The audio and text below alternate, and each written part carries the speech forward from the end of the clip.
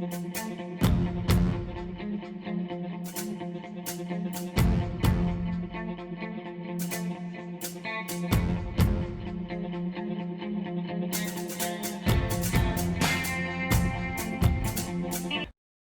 everyone, and thank you for clicking on this link. My name is Michael, and you are listening to Strangleholds of America. And I am his co-host number 1 and co-host number 2, Liam Ireton Hewitt. Continuing the trend. Continuing the trend, you're talking... If I'm both co-hosts, I'm just a little bit more. Just a little bit more effort. Just a little bit. I hope everyone out there does not agree with that. But then, of course, co-host number 1 puts in more effort than co-host number 2. He's a slacker at times. You're questioning... Now you're making me question who's who. But I really appreciate everyone out there clicking on this podcast, and I really hope you guys like the first one. Again, this is our second installment in our this is our venture into podcasting, to say the least. We have so many topics. Today what we're going to do is we're going to be going after the media and focusing primarily on the mainstream media. Just to be clear here, we're not going to be covering local news, hopefully if we have time we'll be jumping into fake news, but in order for us to reach the depth that we're going for this particular topic, we might have to do some topics that'll come up later. Yeah, so think of this episode as a look at the media as a whole. So we're not trying to point out either side's differences. We're not trying to look at Fox News as just Fox News on its own. We're looking at the system of the media, the journalistic integrity, quote unquote, that these people purport to have, and just how the system works. I want to inform everyone on several alternative views of it, and really just kind of get you guys thinking about how you listen to your news and who's giving it to you. Yeah, it's really interesting because since I came to college, I've installed an ad blocker and I've been going on with my day. I think between BBC News and Google News, that's where I tend to get most of my articles. I've really enjoyed not moving away from that 6:30 to 7 o'clock nightly news type of deal. In 24-hour news, because it's really given me an opportunity to look more into these type of things rather than just getting these kind of random synopsis that's kind of chosen for me. Yeah, it sounds like you don't like Anderson Cooper very much. Listen, Anderson Cooper is okay. Lester Holt and Brian Williams was what my family used to watch. I'm more of a let the YouTube algorithm throw something at me kind of person. And just see what rolls up. Yeah, I would have to agree that, again, I'd like to say we're doing this topic because we're both very interested in it, and we both kind of, I guess, have seen the effects of the media and came to realize just, how different sources are and how different we can kind of see things based on the news that we follow and, how aware we are of that. So, with that being said, that I know for myself is something that really prompted me to pick this topic, and I think Liam would have to agree that this is something that we both feel is very important, and again kind of why we wanted to pick it as the second topic we were covering. Yeah, if we're going to focus so heavily on making sure everyone's on the same page, we have to understand what causes people to have misunderstandings for the fundamental information that we're discussing. That's very fair, and I mean even outside of misunderstandings, just getting information in general, and essentially the media is creating it's presenting everybody with the picture of the world that they do not have personal ability to. So it's giving them a whole other worldview that they wouldn't normally have if they didn't tune in and actually watch. So knowing how the news is selected and just the corporations behind that, I think is huge in general. No matter where you are, U.S., anywhere, I think it's going to be huge. Yeah, for a lot of individuals, we're finding that they are discovering the world and understanding these issues through the media that they get it from. And because of that, if they're not impacted by something specifically, they do have to turn to these news sources in order to get an understanding or even learn that the problem exists. So it's kind of important that they level out in that sense. It's an important topic for us. For sure, I agree. So I think we should just break down a little bit of how we're going to discuss this topic and just kind of the overview of this podcast. So essentially, we're going to start with a little bit of history. That's going to be Liam. He's going to be covering a little bit of broadcasting history. Did you want to explain? So basically, we're going to be going over. We're going to be starting from the beginning of the first national broadcast. We're not going to be covering before that with the radios, since we've already got so much content shoved in here. Afterwards, we're going to be talking about framing of the media and stuff like fake news, if we have the time.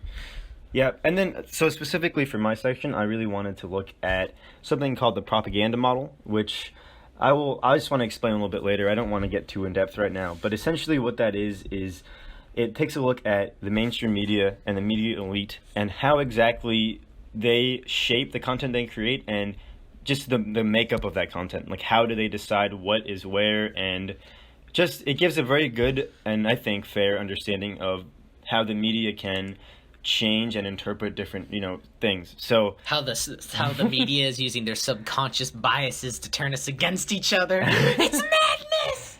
I was gonna say that was my description is very broad and not very specific, and I think that hopefully I'll be able to break that down a little bit better. Well, let's get started then. But yeah, let's jump right into it. So I wanted to begin with a little factoid. A factoid? A little factoid. I don't even think that's the right word, if I'm honest. But I'll roll with it. We're rolling with it, exactly. So I was interested. I was curious to see what exactly, America was ranked in as a press. I wanted to see where we were on the world stage. Because hey, we are number one. First Amendment says freedom of speech. We've got to be in like the top 15, top 20. I know, right? I guess I'm going to be called a communist for trying to look against the U.S. But I was interested, so I looked it up, and I found a site called the Reporters Without Borders, and essentially, from what I could tell, what they did was they would go and they just went through all the countries or all the nations, and they were just kind of breaking down, based on each of them, the press within them, and they would give them a score, ranking pretty much based on, I guess it was fairness and freedom. This is the Freedom Index. Ooh. Yeah, sounds pretty good, right? America, freedom. I feel like we can score pretty well on yeah, right. this. Really warming me up. You think we'd be number one, right? But we are actually 45th. 45th in the current rankings in the 2020. Oh God. World Press Freedom Index. That's a big fat F. It really is, and I thought it was imperative to note, just to kind of give everybody a understanding of, how other places are, because we only get to see what we, feel and what we have. So we only see what America has, and we kind of, don't get to look at outside sources, outside countries and nations to see what their media is like. So I thought this was good to put in context where the U.S. falls and just our media in general. It's a fair reference point. Yeah, I hope so. So with that being said, I thought I'd just kind of explain a little bit about, my understanding of the media, just to kind of give some context to what I'm going to be talking about today. So, we always have been told that the media acts as a check to those in power. It's been told that freedom is directly aligned with a free press. So, that being said, freedom of the press is garnered as one of the most central aspects of American democracy, and it is presented as developing the fair presentation of the news. And, fair, I put in quotations. Get those air quotes back up in here. Because, fair is dependent on who is making the law and who is making the news. So again, what we do, what I hope to do today, hopefully we hope to do today, is explain how the news has become a far cry from this as a means of promoting democracy and as being free. So, it has fallen from that place, and I think that my topic really demonstrates that well and really explains a little bit of that, kind of the fall sides of that. So I'm going to be looking at what authors Noam Chomsky and Edward Herman, as well as Michael Parenti, argue against within the American media, and essentially what they say is that they kind of explain that what we have is a system of propaganda, and that is essentially what I will be, explaining and referencing through this. Would you argue that any form of media is a sort of propaganda? I mean, I would have to say yes. That's just based on what I consider propaganda to be. But what I want to get down to is how it is systematically set up to be a form of propaganda, and that in that way it enforces and it develops the minds of Americans to kind of feed off of whatever those in power want them to think.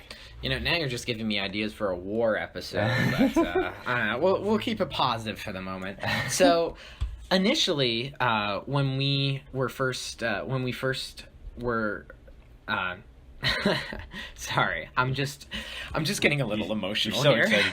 So, with our initial national broadcasts, we had the beginning of media with PBS, and basically we had our four main broadcasting channels. MSNBC, CNN, Fox News hadn't stepped on the scene at the time, and we're talking about the 1980s. Okay.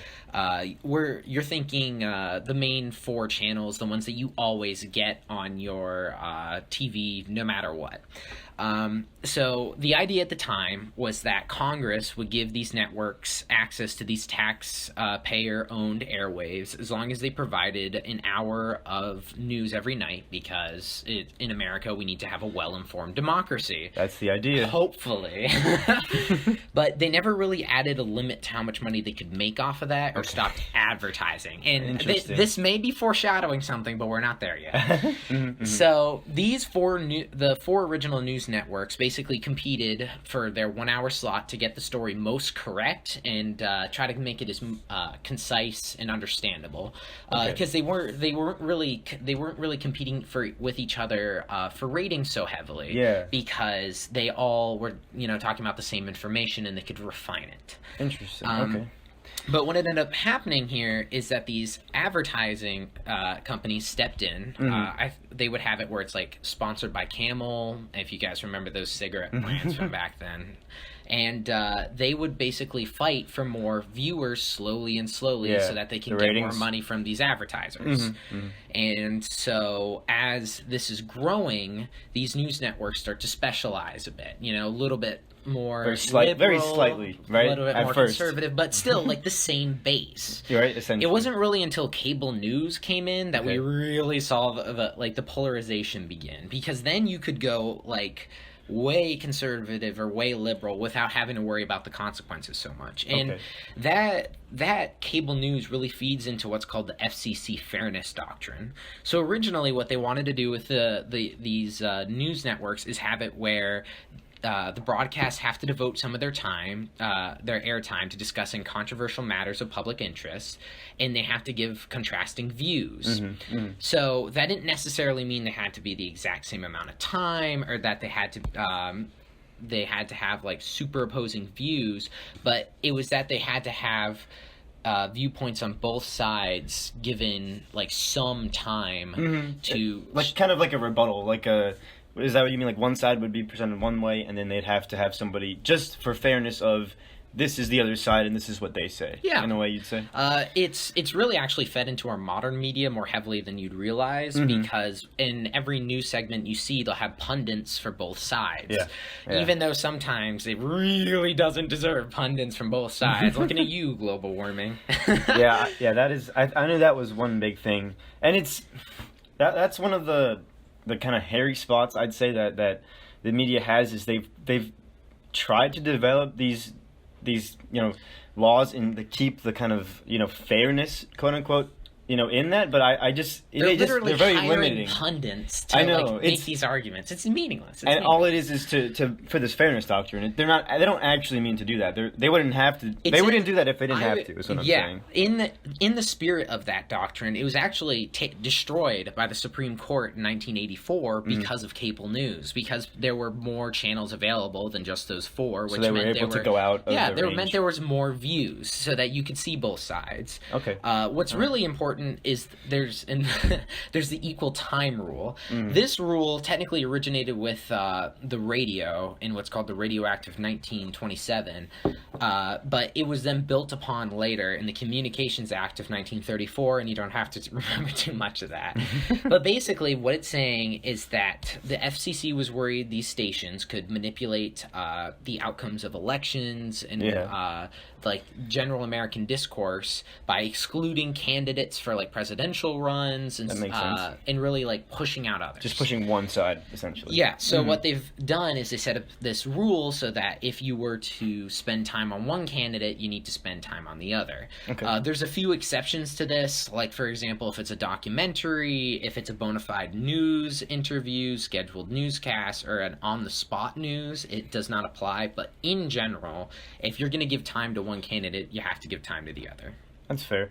I was gonna ask, is this only for like cable news? Because I was aware that they had something similar for radio, and I thought that they had removed that and overturned it, so that like on the radio you were originally supposed to have two sides on, and then just to prevent, like you said, groups only pushing one objective and like hammering down on that. So do you know, is the radio the same, or do they? It was overturned for the radio okay. in the Communications Act. Okay. But in this particular case, this law is, to my knowledge, still in effect now. On the cable unless news. I missed something major, which would suck. I don't think so. I think you're correct with the cable news. And I it was interesting. I read something. Oh, sorry. Before I forget. To my knowledge, this does not apply to the internet, which is also really interesting. That is really it's interesting. it's kind of I feel like it kind of it's almost impossible. It It's is more than you cannot enforce you these can't kind of things enforce on the that. internet. But it's still interesting in how like that kind of plays into this. No, I agree with that. I 100% agree. But I was interested because I had read it was like an account of this very conservative political host of a radio talk show, and in that they had talked about the Fairness Act and what the one that you were saying that was overturned, and that originally these types of programs like the one that they had followed had to have the other side on of any argument that they were making. Let's just say going to war or doing like major policy issues. They would have to have someone else just to kind of balance it out. Yeah. And since this was overturned, we saw a huge wave of conservative-based radio shows, just because building conservatives up are the one insanely. who overturned it. Yeah. They pushed for that overturn of the fairness doctrine because they felt like their voices weren't being heard properly with it. Yeah. And Yeah. apparently they recently they have been pushing to bring it back for the internet, but just to be clear, That's a very slippery slope. yeah, the FCC is not considering that. It's just it's been an idea in some people's It's been minds. presented as an idea. I Yes. see. And yeah, so like I was saying, that kind of disbarment of that that thing that forced them to do that allowed for all this new wave of commentators to just kind of hammer out their points, and that was where the conservative news just had this field day. They were able to present their opinions and their ideas so much more strongly than, or not just strongly, but just in a way that so many more people were paying attention and listening. And it was just like, again, we talked about Rush Limbaugh before, just this emergence of these commentators, and this goes back to the partisanship episode we talked, or just the two-party episode we talked about. Yeah. And it's really interesting to see these kinds of little laws and how it just shifts it, but it's an insane amount of change and things that come from it. It's really amazing, not to fall too deep into this, that really the law that we have is just built on previous law, which is why people get so afraid of putting in new laws. It's why the NRA fights every single law against guns. It's why everyone's so worried about laws that go into the internet, because even if that one law might just have a small effect, one, it's hard to fully understand the ramifications. Yeah, until it happens. And two, yeah. because we're building on previous law, that one can be built upon into things that are worse. So it's like setting a precedent in a way. Yeah. Yeah, I'd agree with that. I think that's a really good point, and it's really interesting to hear this kind of background and history of just news and how the media has changed and transformed along the way. Oh yeah. Yeah. Did you have anything else, or should I jump right into No, you're good. my point? Okay.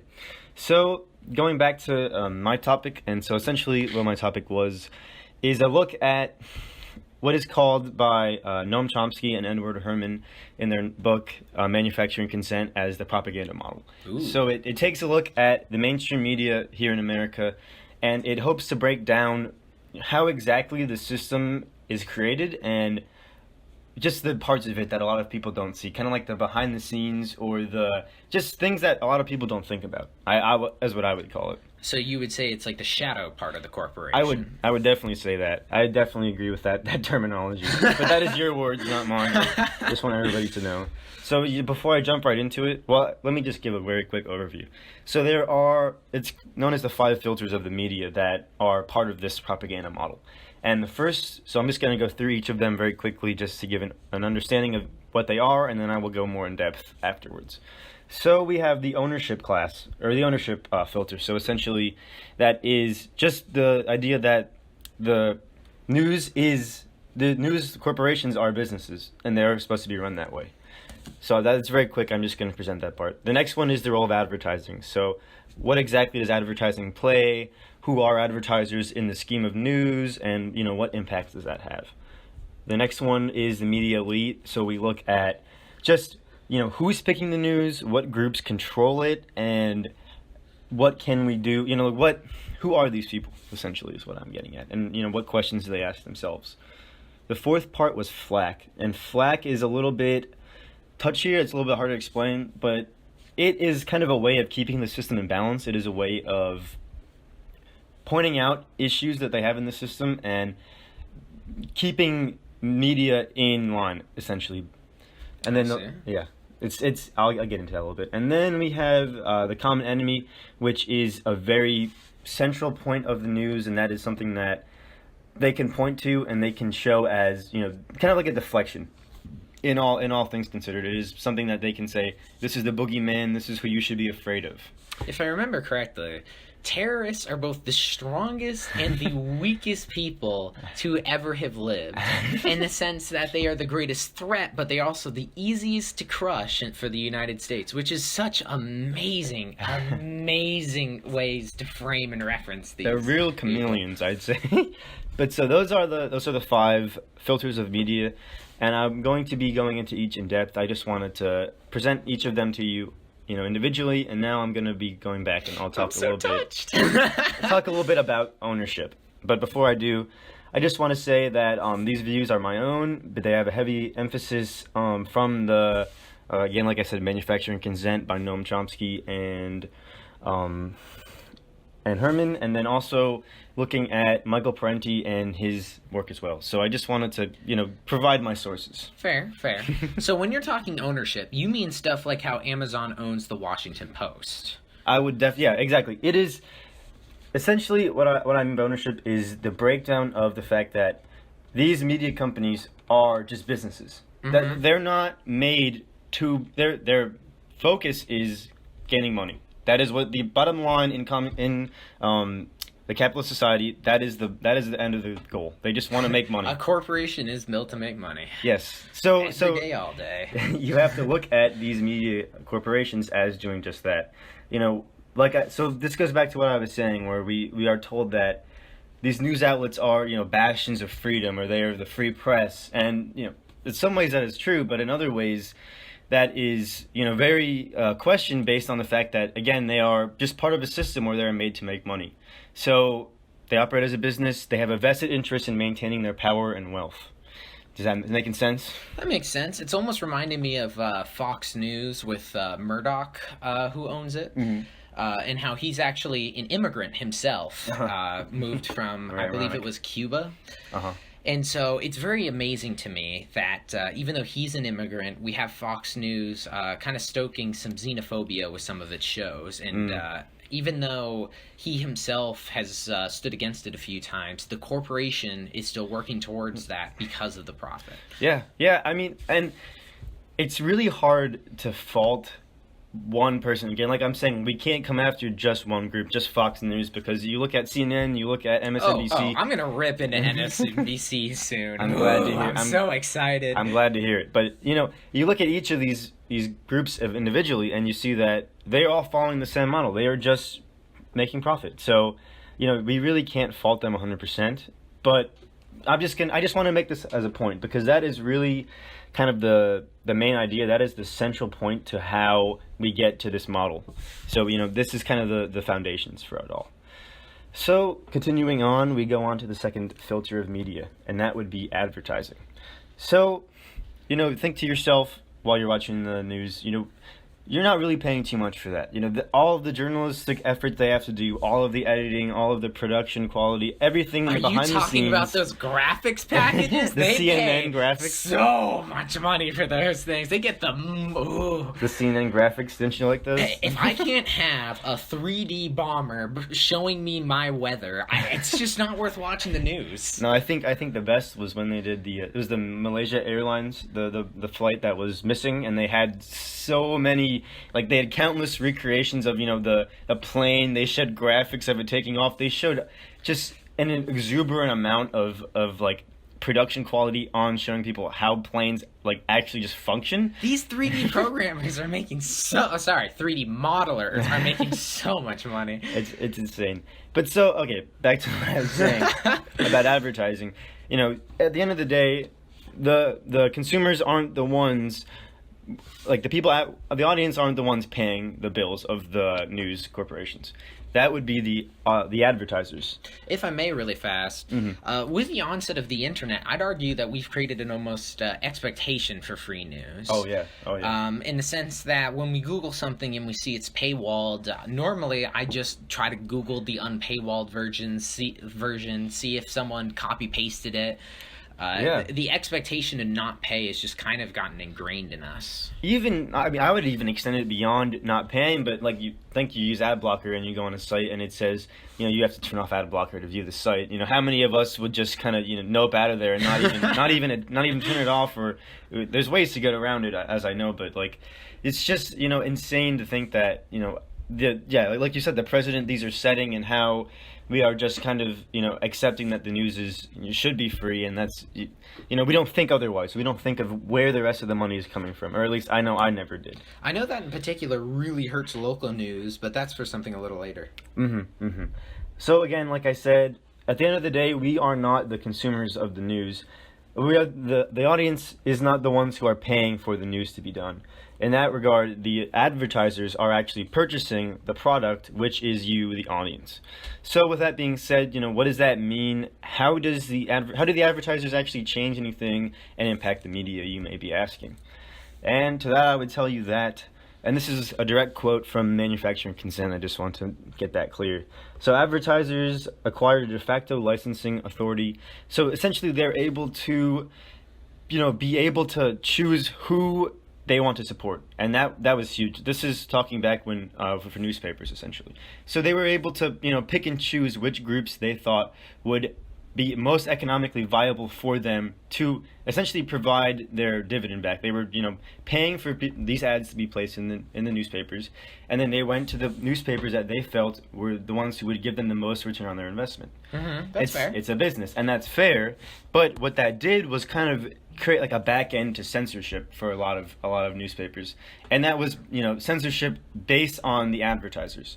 So again, the advertisers were able to kind of shut down the newspapers they felt were not going to give them the profits that they wanted, and I think that's something really eye-opening, because for all you see, you never this is like, that's one thing you would never see in the press, is that they claim that there was censorship. That's like a huge idea, is that America's free censorship. We have no issue with that. And this is something like, this is economic censorship. This is the ability of the advertisers to pick and choose and and be able to decide who they wanted. So it's really interesting, to say the least. So with that in mind, one of the best ways to show how that affects our modern media is shows like my favorite boy on Fox News, Tucker Carlson. Tucker Carlson. Thank you very much. Oh, I love the man. I love the man. But recently, he's had a lot of his advertisers pulling out because of some of his commentary, and a lot of more liberal outlets are pushing the fact that the only real control that the mainstream has on Fox News or on many of the farther conservative talk shows is those advertisers, because if they're not making money, they can't run the show. Exactly. Yeah, that's a very fair point. And that's like, at the end of the day, that's kind of where you'd see change being taken, and we'll get into flack a little bit later, which is kind of how those in power and those with the ability tried to change and influence the media for their benefit. So, like I said, so currently the advertisers kind of have, created censorship within the fair market. Again, air quotes on fair market. So, again, so this is another quote from Manufacturing Consent. So they say, from the time of introduction of press, advertising working class and radical papers have been at a serious disadvantage. So those are the kind of minority groups that are outside of they're like the fringe of the newspapers. So this is very far back. This is 1850s they're talking. So the readers have tended to be of modest means. So, think of those reading working class and radical papers. Those are the ones who, the people who are feeling those pressures, the workers essentially. Yeah. Those without a lot of means and those, just interested in themselves and trying to carry on with what they're doing. So they say that, so they're from modest means, and that has been a factor that has always affected advertiser interest. So one advertising executive claiming in 1956 stated that some journals are poor vehicles because their readers are not purchasers, and any money thrown upon them is so much thrown away. Ooh, that's a burn. Yeah, it's but an old burn. If you think it's an old burn, if you think about it, I mean, what he's saying is the groups without as much representation in the economy, those that don't have the funds or the means to, be the purchasers, to be the ones going out to the stores, aren't going to be represented in the news because the outlets that would focus on them aren't receiving the advertising funds that they would, just given that the audience they have isn't going to be purchasing their goods. Either that or they're not really generating a large enough audience, because if they're focusing on more radical groups with their newspaper, they're obviously, radical groups tend to be smaller groups. That's fair. But then again, I mean, you think of the working class, that is a huge, proportion. And Bernie Sanders over here. Bernie Sanders crying. Middle class. But so you look at that and you look at so this was obviously very far back in the past, looking at working class, newspapers, and this is, things have changed drastically since then. But what I would argue is this is kind of this sets the tone of how everything has established, like, up until this point. Mm-hmm. Just how, conglomerates have formed, and, there's very much a handful of the elite. I would say elite media is a good word to describe them as. And those are the ones who have held on to power and, will not give it up. So, with that being said, I wanted to look a little bit at, how these organizations hold on to power. And so, it is within the best interest of news organizations to attract not just any type of audience. Like I was saying, if advertisers are the ones running the show and they're the ones, paying the balances that these news shows are, necessitating, then there has to be somebody worthy of watching. So they're not looking for anybody. They're not looking for just anybody. They're looking for somebody who has buying power. Mm-hmm. And that was something that I came across in my research, was that advertisers are trying to have news stations focus on those who can give them a higher likelihood of purchasing their goods. So essentially, they want the highest return on investment. So I have one thing I want to comment there. Mm-hmm. Would you say that the news media, in whatever group they might be catering to, would you say the advertisements are pushing them towards a specific economic group, or would you say that the media groups choose the economic group and then the advertisers come to them? Well, from what I was reading, I think just given that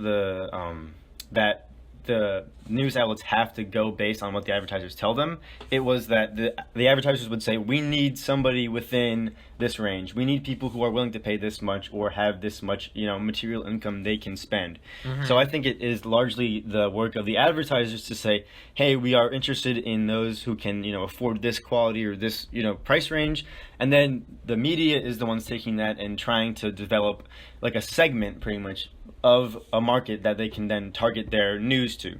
So what they basically did is they set it up so that the media pushed for a specific income bracket, Mm-hmm. and afterwards the media started picking up segments, stories, and like 24-hour news segments that appealed to that income bracket, whether it be lower class, middle class, upper class, whatever it may be. Yeah, 100%. Well, and it's I would argue that it's almost normally going to be directed at those within, the top half. They want they want the most money back. They don't want to be selling their, having their ads go to waste on people who are not going to pay for, I don't know, let's just say like a MacBook Pro. It would also make sense since people who are of a lower income bracket are probably not using their time so much to watch these news shows. I would say that much is fair. Or focusing on it as heavily, since many of them have problems that are significantly more pressing than staying educated in politics. That is very fair. That is also true. But it's interesting to see how things developed and how these two really play off each other, that you wouldn't ever think of advertisers as being so central to the news as they really are. I mean, as I found them to be. That's kind of scary. It's rather scary.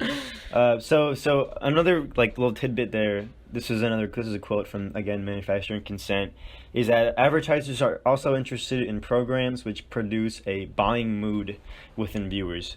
So that means essentially that the programs are more entertaining. They're more intriguing. They don't want very somber, not necessarily somber, but they don't want something that's going to turn their viewers off to the option of whatever the ads they're watching to not wanting to buy them. Well, what I've been noticing, and not to dive too deep into it, with the trend of advertising, is that most people consider themselves beyond advertising. They look at it and they're like, of course I'm not going to buy that $70 like Gucci bag. Mm-hmm. But what the advertising is trying to do is it's just trying to associate their brand with something good. That's pretty associate it with puppies, associate it with the beach, so that when you go to the beach, you'll think to yourself, oh, I should grab a Corona.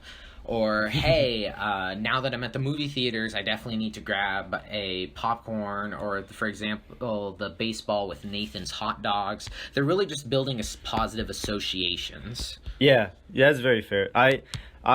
And being I don't want to go too far into the weeds on this one either, but being a marketing student, one of the things that advertisements do great is they're not going to work on the first try. You're not going to see one ad and be hooked. Unless it's Five Guys. Unless you've got a soft spot. But, for the majority of people, it's going to take 5 or 6 tries. And it might not even be the same ad. It might not even be the same form of ad. But it's the idea that it's this repetition and this constant kind of wearing down on your psyche and on your consciousness of, this is something you should buy, or this is a product you need. And it's that kind of stuff that sticks with you, and then you're in the store, and that's what clicks on your head. You're like, oh yeah, I saw that on the TV. I might as well try that. So that's fair. So there's a lot of science behind that. Maybe we'll do an episode on advertising. It's really intriguing, but just keep in mind again that advertising is so inextricably linked to media that it's so hard to say that the media is doing this for the good of the people when they're very obviously catering to stakeholders, shareholders, to advertisers, to a whole variety of different values and groups. That's a really good point to bring up, actually, because there is a few news outlets that don't actually focus on profit. Mm-hmm. You think BBC from the UK, and specifically for America, we think NPR normally. That's fair. Because they have people who donate to them, and they try to stay as apolitical as they can. And with not having that constraint, would you say the other effects, like the media elite, ownership, affects them more heavily to make up for it, or would you say that allows them to have a bit of a freer press than the other groups? I would say it's going to depend case on case, obviously, but I'd say that they're still going to be impacted. Yeah, like the media elite, which we are about to get into. That it's not just 1 or 2 or 3. It's the total of them, and I'm going to go into this triangular representation of the media, and that was something that I think really fits with what you're saying, because it's a lot of kind of this this system of those generate news at the very top, the ones that are very in control, and then the ones below that are the ones who pick it up and run with it and who present it again and again and again. So it really doesn't matter in that regard that they don't have stakeholders, or they don't have outside groups that they have to necessarily vie with. It's that they are still a part of a system that perpetuates these values, and that is so entrenched in what the media is and how it is presented, that I think it's insanely hard to shy away from that. Yeah, and to be fair, they do have to keep their listeners, who are partially funding them, happy. Yeah, it'd be really hard to they can only go so far on the fringe to that point where looking as being outside of the news, and then it's like, why are we, donating to these people if they're not talking about the quote unquote news, which isn't, not necessarily something that every other place is going to be commenting on. That's fair. So yeah, the good question. I think that is a really interesting thing to jump into, and so without further ado, we're going to talk about the media elite. This is the third filter. The Shadow Council. The Shadow Council, which is pretty open and it's pretty obvious when you like logically get down to it that this is what's going to happen and that these people are going to be in power. That's fair. So essentially, institutions of journalism create and feed the content being produced and presented to the public. That is very obvious, and that is just how it is going to be. There's going to be journalists, and they are going to be the ones, not just manufacturing, but deciding what is presented and what isn't presented.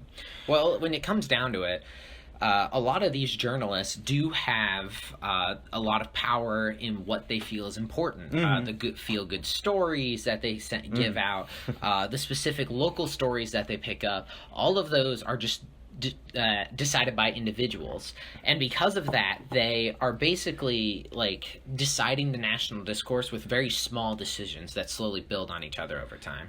That's very true. Yeah, that's very true. But so let me get into a little bit more about what I mean by the elite media.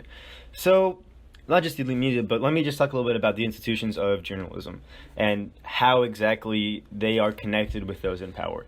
So outside of the fact that those in power kind of have to be connected with the reporters because, given what is going on and given current events and that kind of thing, the reporters are going to be in contact with those in power just because that is how the system enables them to be. They have to be close together. They have to be, reporting with them and on them, just given that is something that is so important in the news nowadays.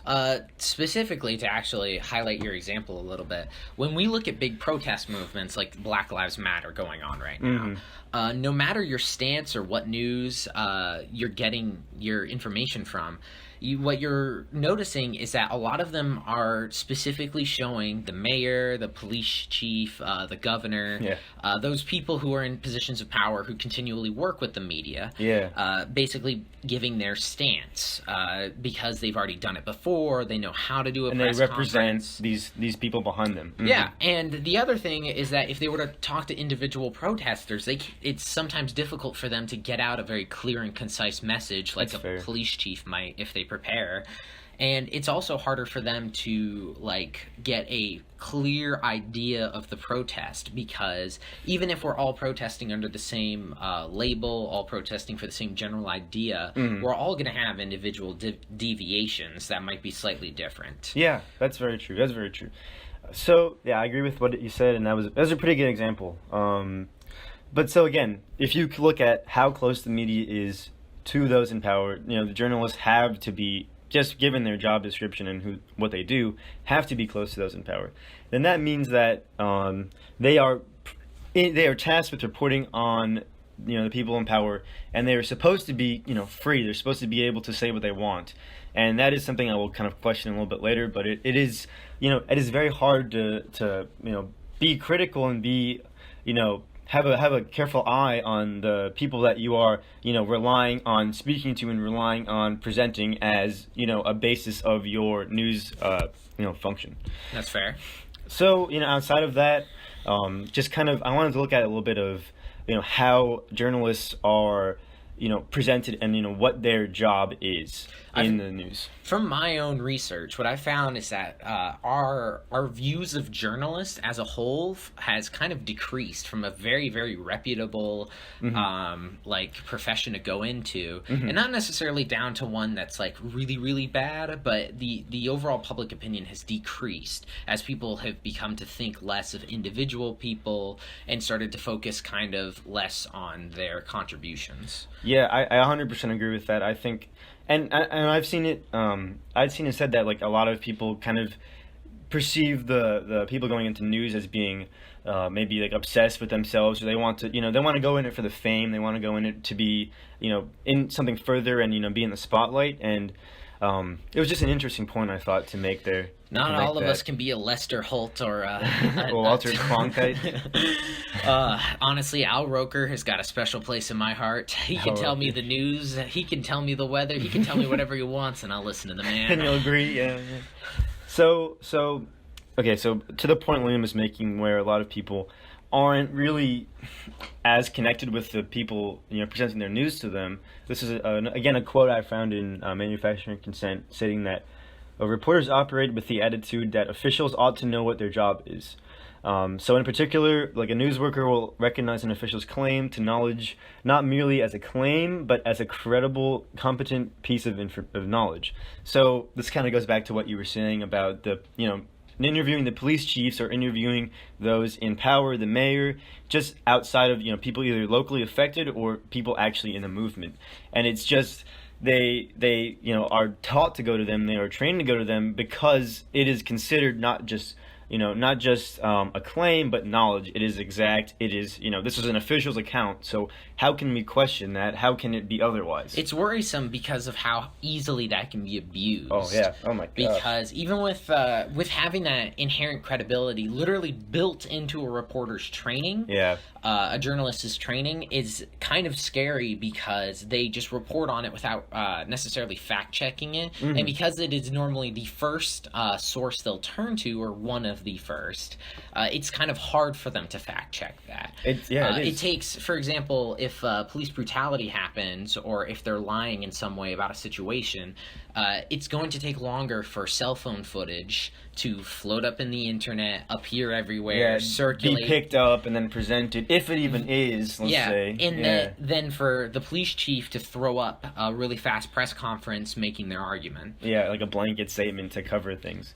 So, with that being said, and with this kind of degradation of this kind of, overemphasis on officials' claims and those, like, material experts, you then kind of see this change in this division of labor, and you kind of see that officials are presented as giving the facts, and reporters are just essentially the ones receiving them. They're the ones picking up the stories and reporting on them. Mm-hmm. And so that's kind of, if you think about that statement, it doesn't sound that wrong, but when you longer you think about it, the more it's, we're taught that reporters are supposed to be the ones going out and doing the hard work and ensuring, like you said, fact-checking, making sure what they're reporting is accurate.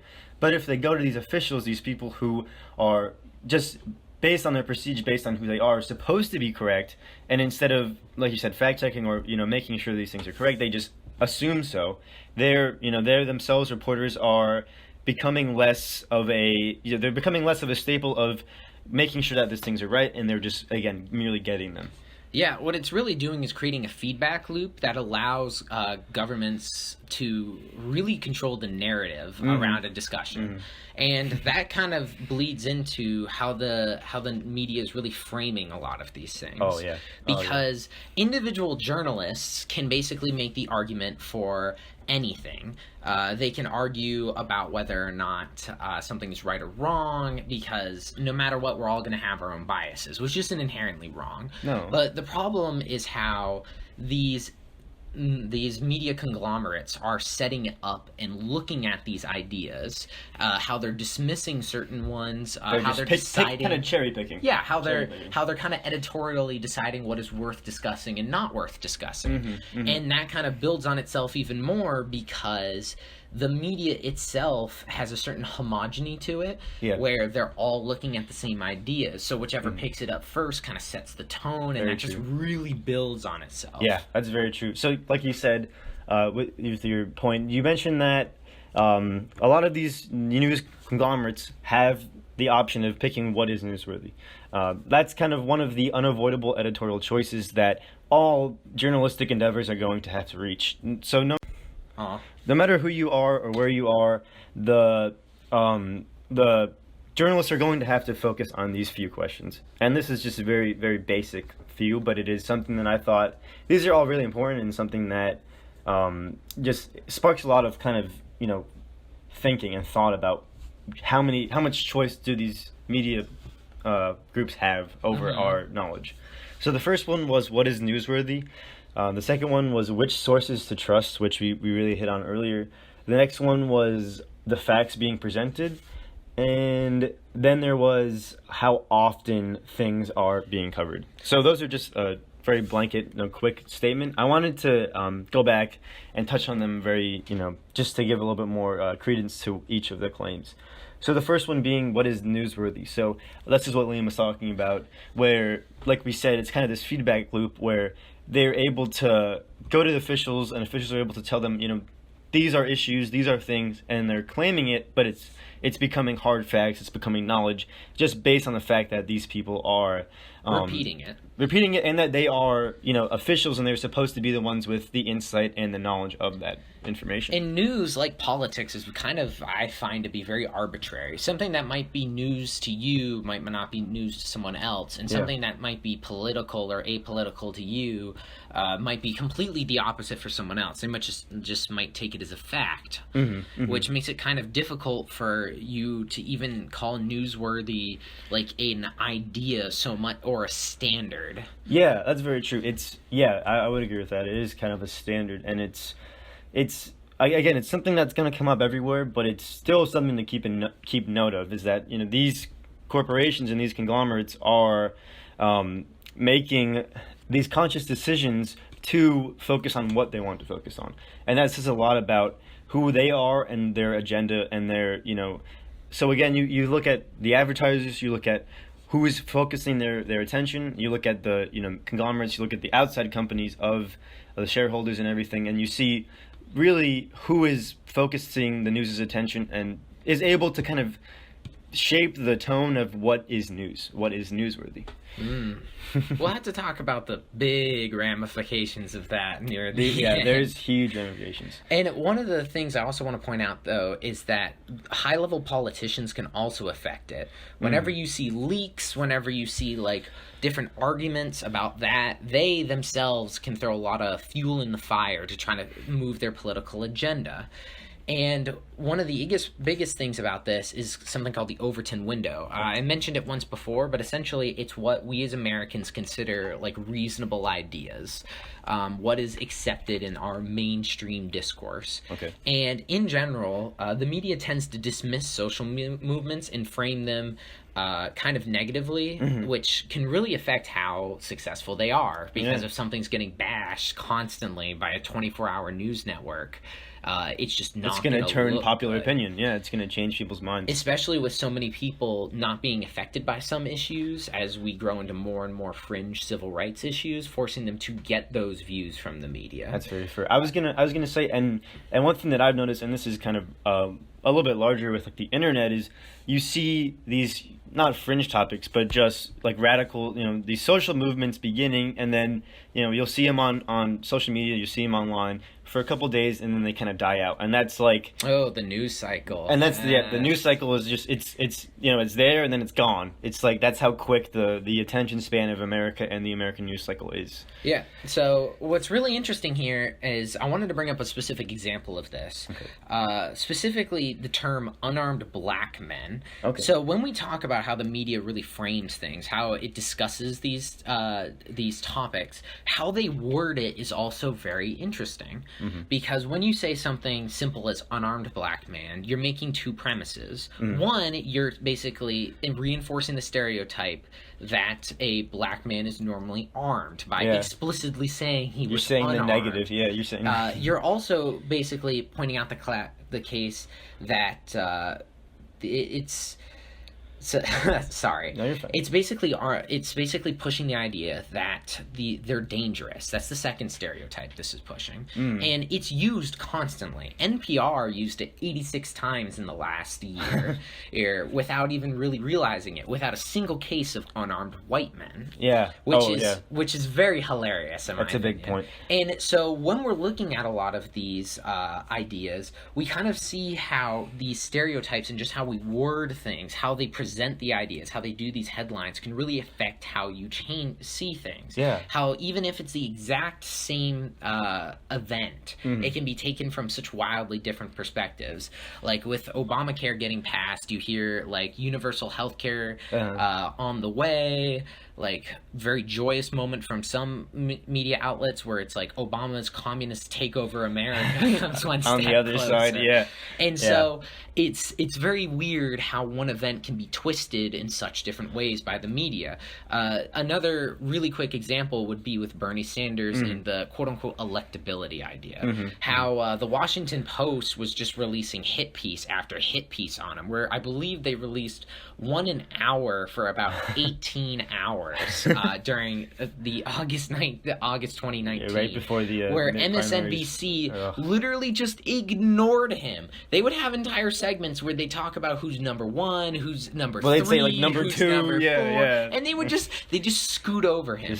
And this is by no means, I want to stress, something that's like liberal or conservative. No. Both of them screw with their candidates and totally change how we view them. It is actually insane. Bernie Sanders was too liberal for a lot of those liberal outlets. Too social. Too socialist.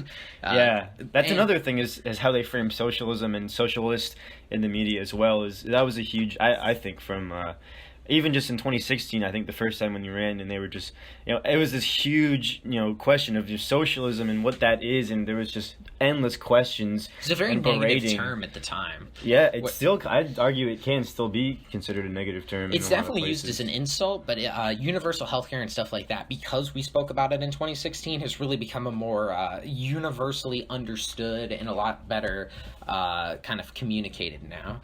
And what this all really kind of burns down into is how, like, the arrangement and omission of certain words and facts can really change how these stories are told.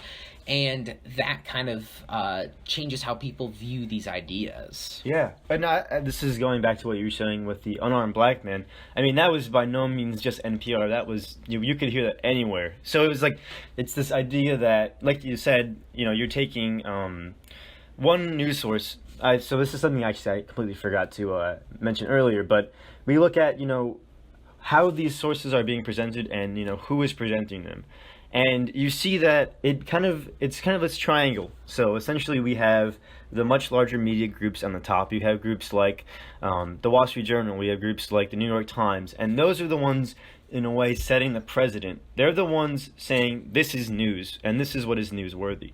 And what that means is they can kind of set the tone. They are the ones who kind of, are presenting what they think is fact and what they think is reliable and what people should be listening to. And then what happens is a lot of the smaller, not even just smaller, but not as prominent or not as large groups are just picking up what the mainstream groups are saying and running with it. They're perpetuating these same ideas. They're just, it's insane that, again, we look at these very, very huge conglomerate media groups are able to create the landscape of media and are able to shape and focus what issues and ideas they think are most important to their bottom line, to their advertisers, and to their shareholders, which is not the Americans. It is not the people who are listening. It is, again, making more money and, what is good for their bottom line. The fact that we have to look at a lot of news events and just wonder who's making money from it and, like, where is the money being made is, like, kind of scary. It's so sad. It's really just... And it goes back to what I was saying in the beginning, where we're taught that this is such an institution in America and that it is this freedom and this core value. Yeah. And it's just complete and utter, BS. There's a lot of lost faith there. There's a lot of lost faith. But to really build on that just a tiny bit more, one of the examples of that happening is actually Donald Trump's tweets. So what will essentially happen is he'll tweet something that might be false or incorrect. Fox News will normally pick it up afterwards, talking about it, explaining it. And after Fox News has picked it up, then it's become news, whether it's false or true. It's not even under question now. Washington Post, New York Times will talk about it. Whether it's true or not at that point doesn't matter. It just took over the news cycle just from a tweet. Exactly. And then the best part is they drop it. As soon as the mainstream, quote unquote, has it, then they just kind of glance over like nothing happened, and then they say, it was news. See, this is, what I was saying was justified because it has become this huge issue and this huge talking point. Yeah, it's this, almost again, scary how they manipulate the media in that way. Even though he attacks them as fake news, Donald Trump does actually an amazing job of manipulating what is told. I'm going to get into that a little bit. The American mainstream. And so this kind of brings us back again to we kind of hit on this with the 24-hour news cycle, but, the frequency of coverage is the fourth question of the choices made by these journalistic groups, these media conglomerates. I would argue that the 24-hour news cycle is really only helpful for extreme situations, like terrorist attack or declaring war, situations where the entire country is about to be affected by something on a very, very personal level, because that's where they get the best ratings, and that's where we do need those constant updates. Yeah. But in general, what I find is happening is these 24-hour news these 24-hour news channels are essentially fighting over their ratings by trying to get a little bit more extreme and bring up random and more difficult more like kind of outside of the main, just stories in order to keep their viewers, because they just want the world to seem like it's falling down every day, so that that's how they get the best, that's how they get the most views. That's how it feeds into the media elite, and that's how they make money. That's how they connect with the But that really leads to a lot of propaganda and bear with me here as I give my best try at this. Sensationalism. Oh, he nails it on the first try. And second try. That's you should have heard the attempts before now. But what's going on is, to keep you glued to that screen, they have to get things crazier and crazier. Yeah. And this causes a lot of problems in our discourse. For example, on MSNBC, Brian Williams, when they were firing rockets just about a year ago into Iraq, when we were almost about to go to war with them. Who would have thought that we'd forgotten about that so quickly? I'll tell you I did. We were basically awing over those American missiles. He was talking about how beautiful and how strong they look. How patriotic and those missiles were. It was propaganda. It was straight up propaganda from MSNBC. Not even And most people wouldn't even realize it. The other problem with the sensationalism is the how and the why is skipped. An example of that would be the Green New Deal. A lot of people heard about it, and they heard that it was bad. They heard that all planes need to come out of the sky, how we need to start killing cows, we got to get rid of hamburgers.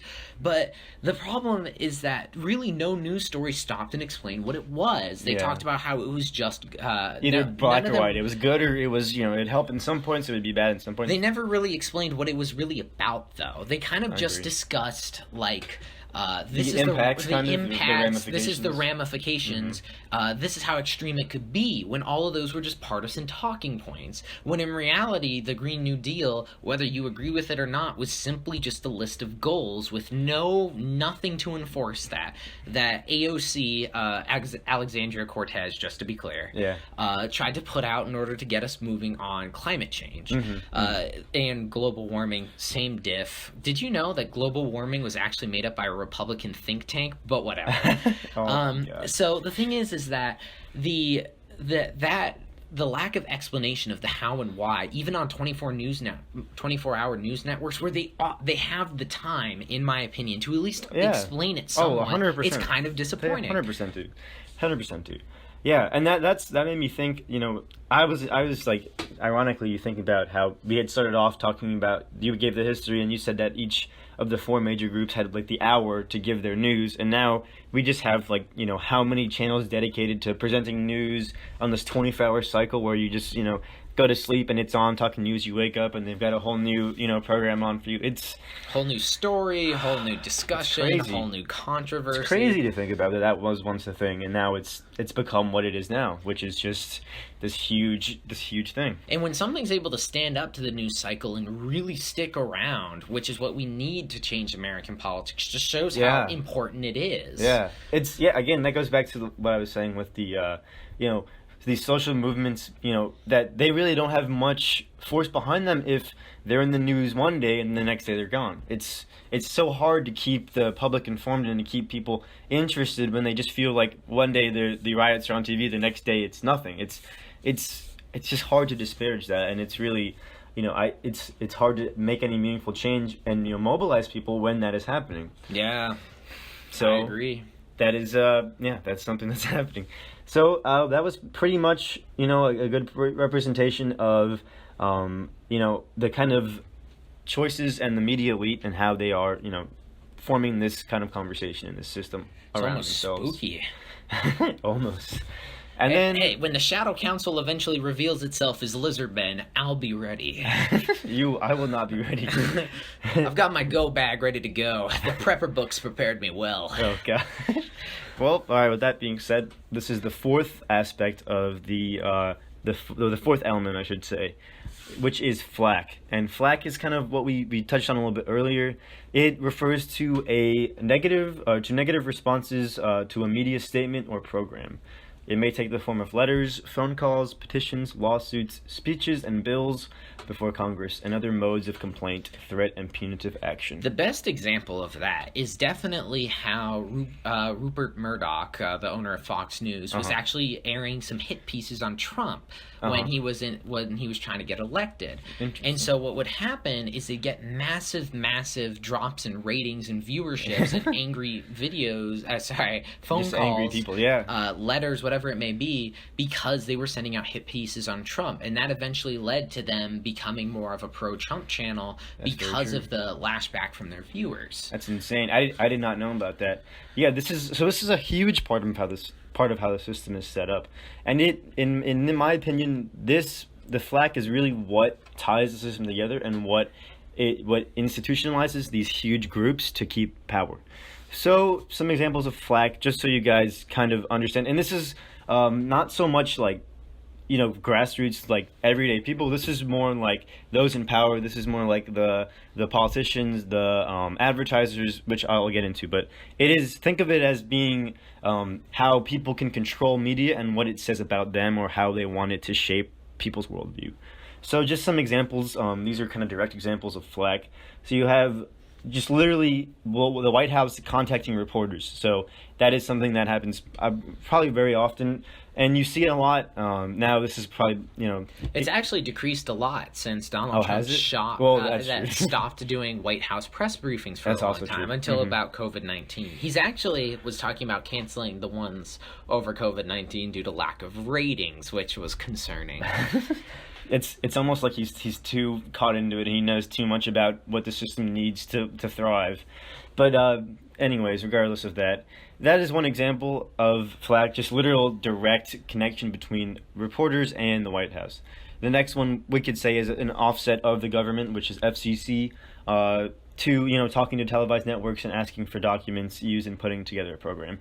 So this is kind of like almost a precursor to what actually would happen. It would be, they would say, hey, watch out, like be careful with what you're saying here, or we can take you off the air, that kind of thing. It's almost like a regulatory measure to make sure that news organizations aren't going beyond where the politicians want you to. So really what it's kind of doing is it's kind of a check and balance against what the media are doing. It's reinforcing these ideas, and it's making sure that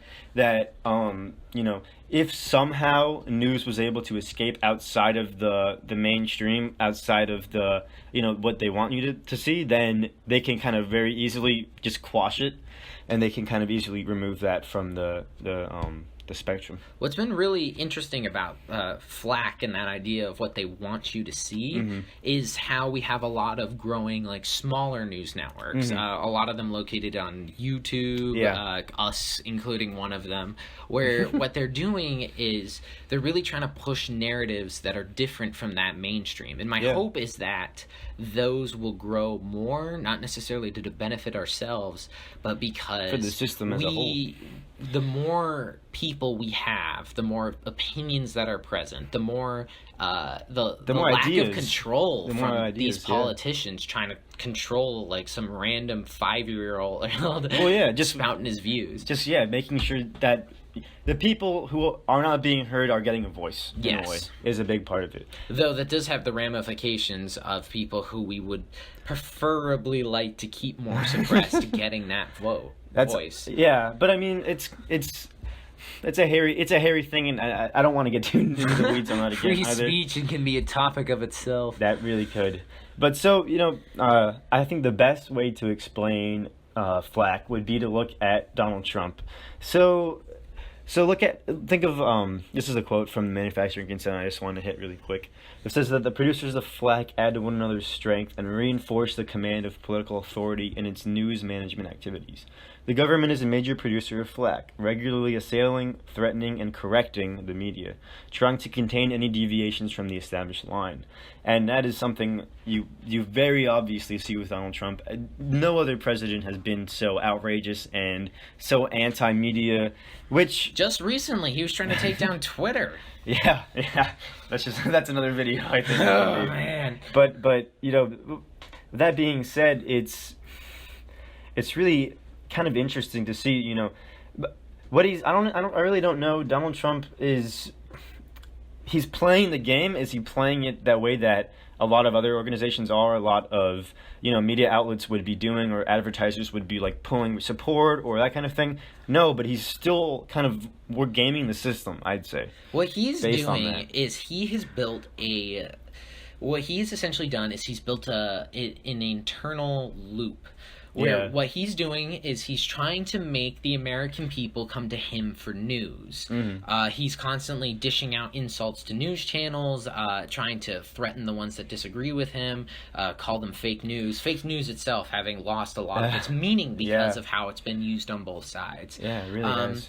And because of that, he has been able to get a real monopoly over media coverage, because not only does he generate a lot of it with his tweets, with his comments. comments, but he also has a lot of control in how he has a very clear underdog Mentality kind of thing. Yeah. I see with what these you mean. news channels. They're sparring. You'll see these videos online of them attacking Donald Trump for answers, and Donald Trump spitting it afterwards, saying the reporter was pushing too far, and the reporter Yeah. saying, "I just want the answers." In reality, it's just both of them playing a game in front of us. That's exactly what I was going to say. Obama and not Obama, sorry, the reporter and Trump Yeah. are both just playing the exact same game. Exactly. The reporter's trying to seem like an underdog who's just fighting for the truth, and Trump is just trying to make them seem like they the don't enemy. have any legitimacy. Yeah. And that really hurts us for polarization. It hurts everybody. It's breaking both the trust of the White House, Yeah. and it's kind of damaging the trust for those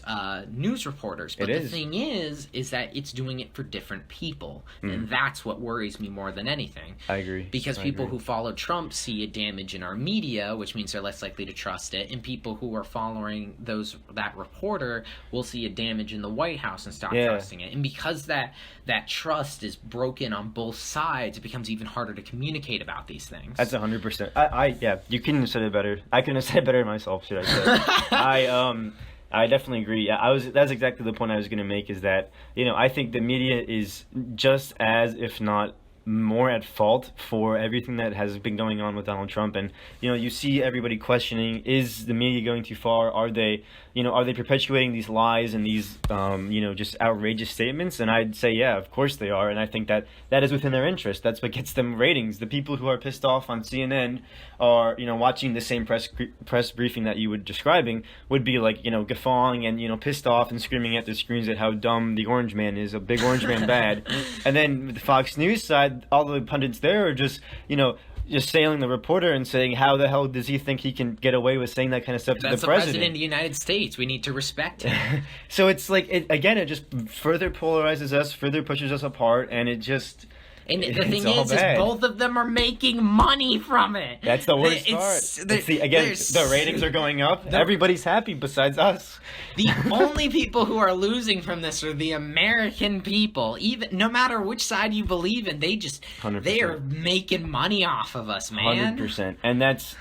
People don't realize that. People see them as, but like you said, the media is just there to protect us. They're the ones who are supposed to be up for us. They are entangled into that that check and balance system, that corruption is everything else, because they take advantage of it themselves. Of course they do. They play the game. They make the money. They make the most money they can make. It's really crazy. That was a good divergence we did there.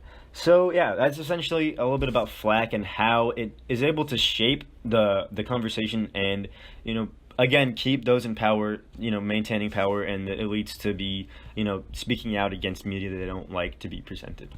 So, with that being said, we The final are thing. reaching the Whew, final thank one. God. It's going to be a long episode. I hope you guys are as interested as we are talking about this. But the last one is going to be the common enemy, number 5.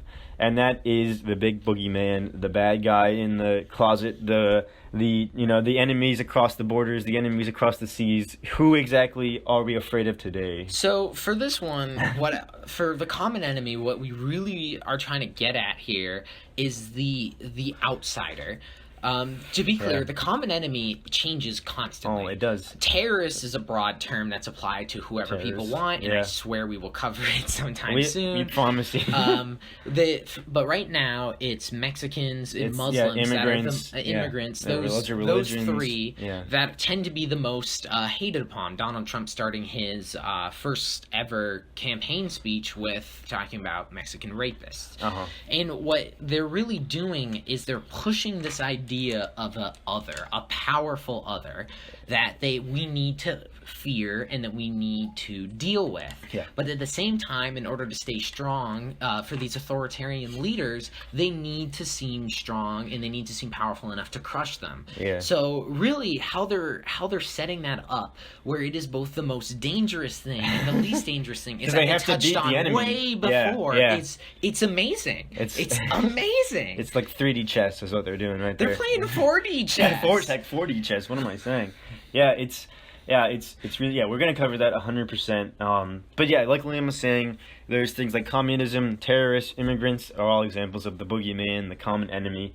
And yeah, like I said, so chiefly terrorism, chiefly immigration, and then like we kind of touched on with Bernie Sanders in his campaign, anti-socialism and just the sentiment of commie left and the communist bastards that both the media and politicians purport is a great example of how the common enemy can be withheld and used to uphold the status quo.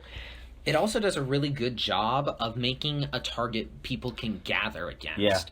So when people are talking about how the common enemy, there's this one bad group, people do really get well rallying for an idea, rallying for war, rallying for peace, when they have a very simple and specific message. Very specific, and a person, a target to withhold that. Something in their mind they can visualize. So whatever that is, all these politicians are really doing is feeding that to them. The fear. And while I referenced Donald Trump specifically, we did something very similar with Obama in his years, where the focus was less on specific xenophobia, but we were doing a lot of strikes with drones in the Middle East, just killing people almost indiscriminately, we put some people in Guantanamo Bay for just having Rolex watches.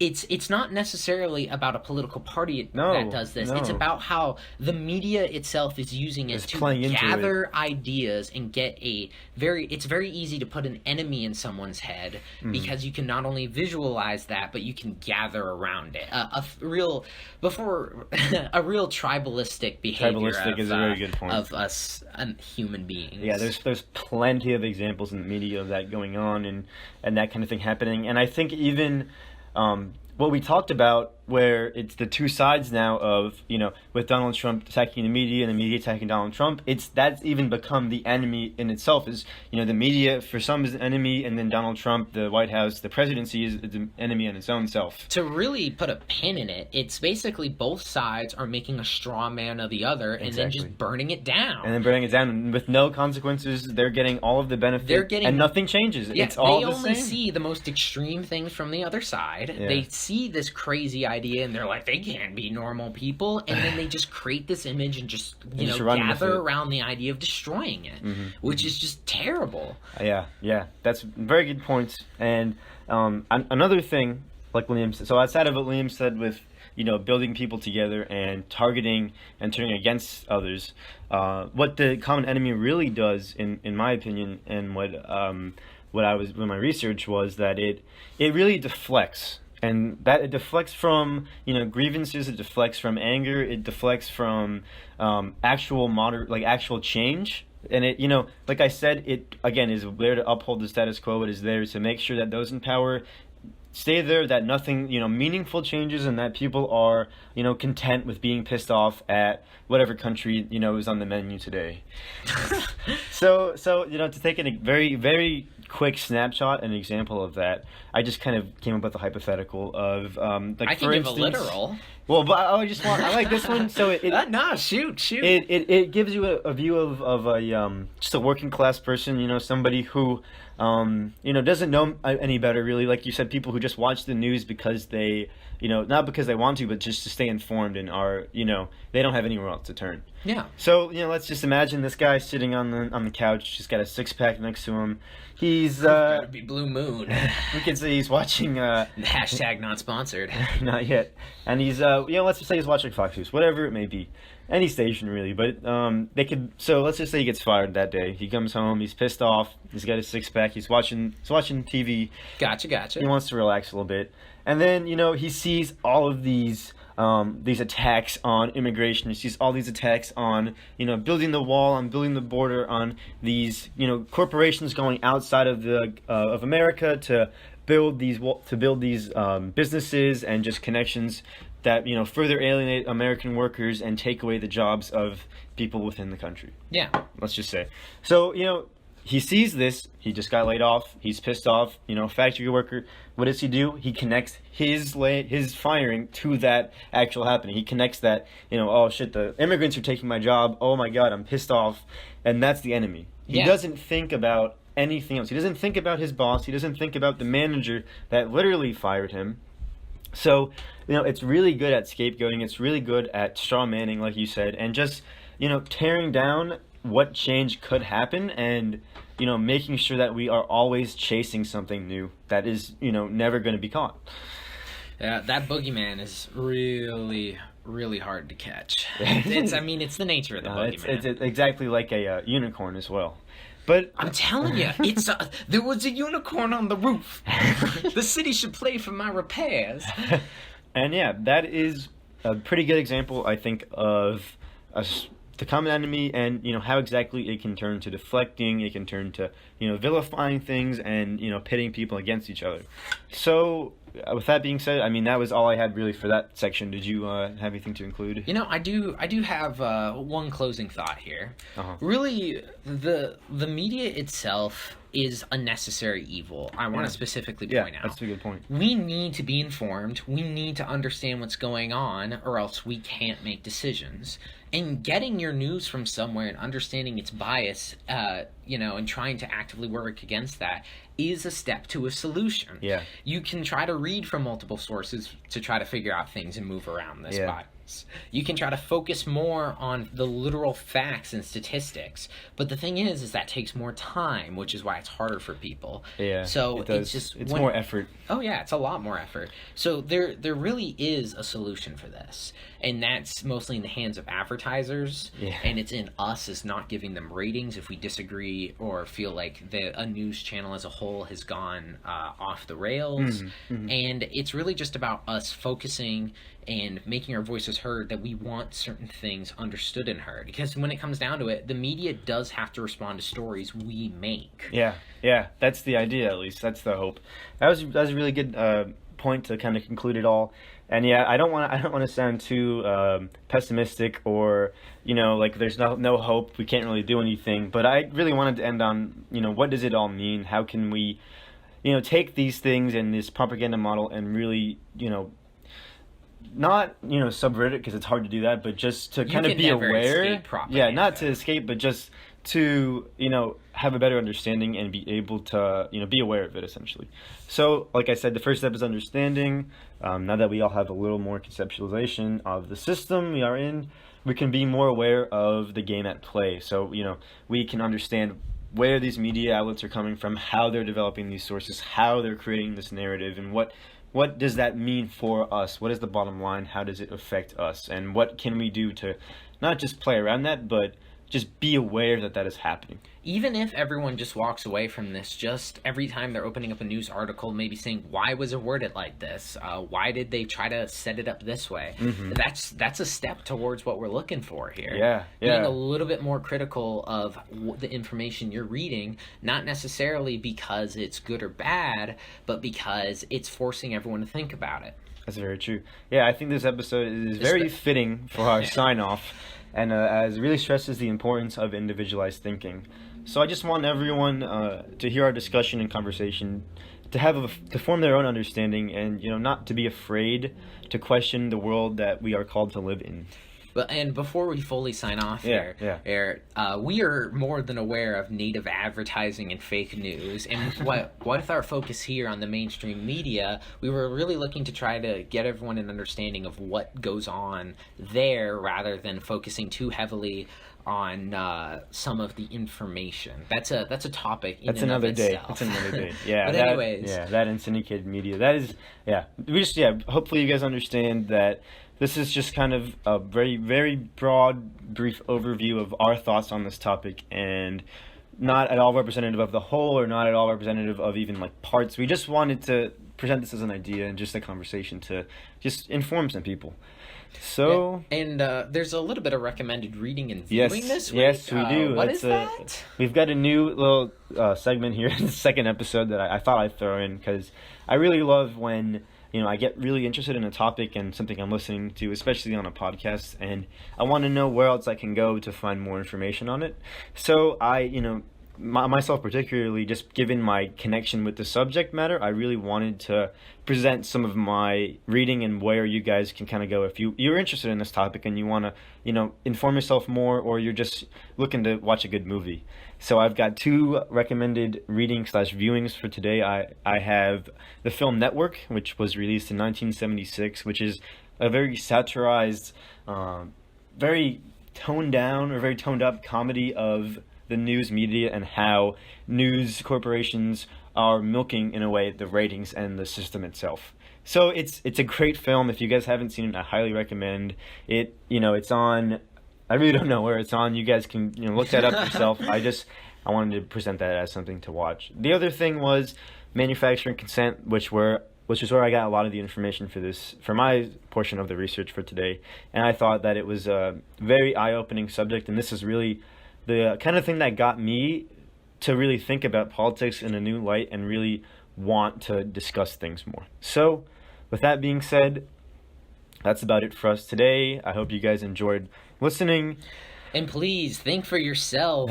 We are here as a diving board for people to try to understand and learn a little bit more about these type of things. We really want more conversation, because when it comes down to it, the system itself for this is just broken. The media system itself is just broken. Fixes could be Congress making it so they can't make money off of those hourly news, or trying to make it so that each of these ratings are focused more on what's most accurate.